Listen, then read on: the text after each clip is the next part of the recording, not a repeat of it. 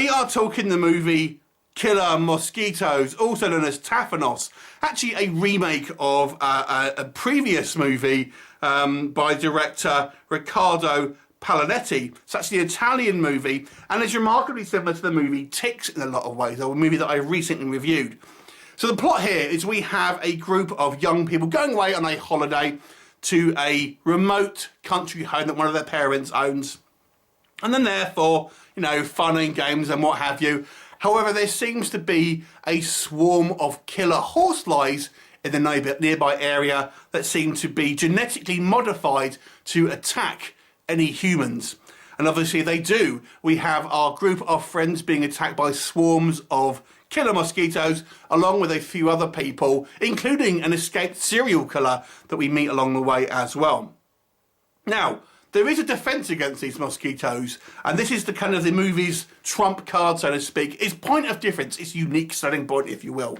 And that is the fact that these mosquitoes can be warded off to a certain degree by the fumes of marijuana.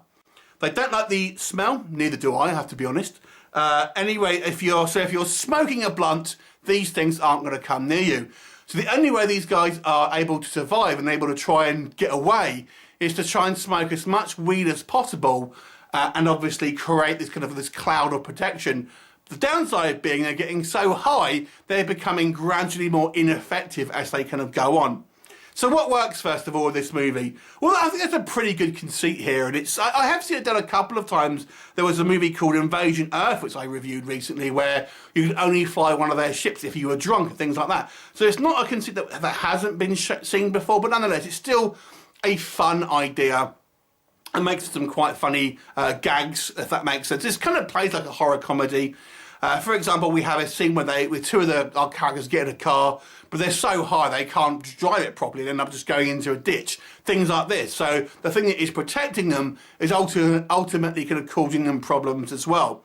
So what else works? Okay, I quite like the actual mosquitoes themselves. There are CGI creations.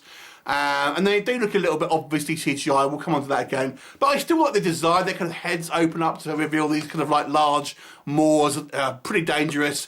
And the other thing here to go hand in hand with that is we have some very good practical gore effects. The gore effects here are to a great standard and look pretty gruesome at times. And there's plenty of blood and stuff like that. We actually have quite a high body count in this movie, so we get plenty of people that are getting chewed up. And spoiler alert, who survives at the end is a little bit more of a not quite as typical as you maybe getting in a lot of horror films. The movie's well paced. It goes pretty much straight away, and it's attacked pretty soon. So what doesn't work? We are introduced to some peripheral characters that just seem a waste of time. For example, we have this serial killer element that is introduced, and we think, oh, this is going to play a big part in the movie. It doesn't. It could have been anyone. There's these it's weird. They have these plot points where they just don't go anywhere. Now, I get the impression that obviously they just want to have a higher body count, which is fair enough. But it just seems like an odd thing to have these story elements out for them and to really go nowhere.